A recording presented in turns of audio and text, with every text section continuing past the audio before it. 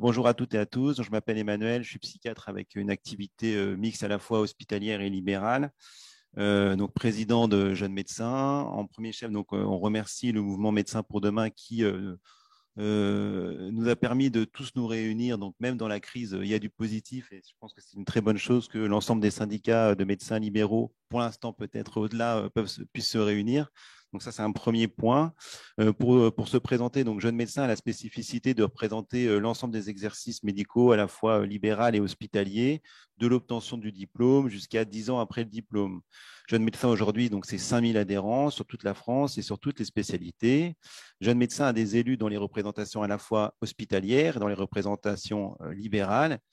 Et pourtant, le ministère poursuit une politique de discrimination à notre égard. Nous en voulons pour preuve le Ségur de la santé où nous avons été exclus, les élections URPS où nous avons été exclus. À l'heure actuelle, les négociations conventionnelles où le ministère a voulu nous exclure, nous obligeant à chaque fois à saisir la juridiction compétente, allant même jusqu'au Conseil d'État, et à chaque fois qui a donné raison à jeunes médecins. Et donc, nous avons été réintégrés à chaque fois dans les instances de discussion. Et pourtant, l'hôpital craque de toutes parts, avec notamment l'instauration d'une grille de péage qui distingue en fonction de votre ancienneté et qui instaure une inégalité à l'intérieur de l'hôpital.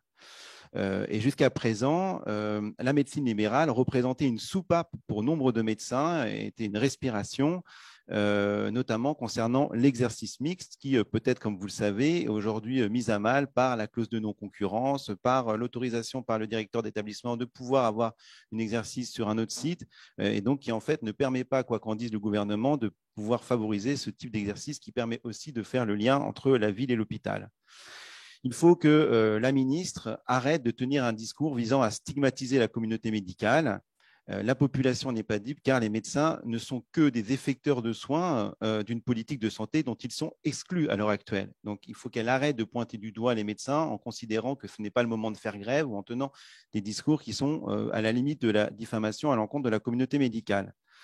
Le politique dans son ensemble doit donc assumer la responsabilité qui est la sienne, tant à court terme, concernant notamment la qualité de vie au travail et le risque de burn-out. S'il y a une augmentation de burn-out, s'il y a une augmentation du suicide chez les médecins, il en est le responsable. C'est parce que c'est les conditions dans lesquelles il laisse les médecins et les soignants dans leurs ensembles effectuer leur mission qui aboutit à ces situations d'épuisement. Et aussi donc les conséquences à long terme, avec quand même comme critère de jugement majeur l'espérance de vie mais également en bonne santé de la population.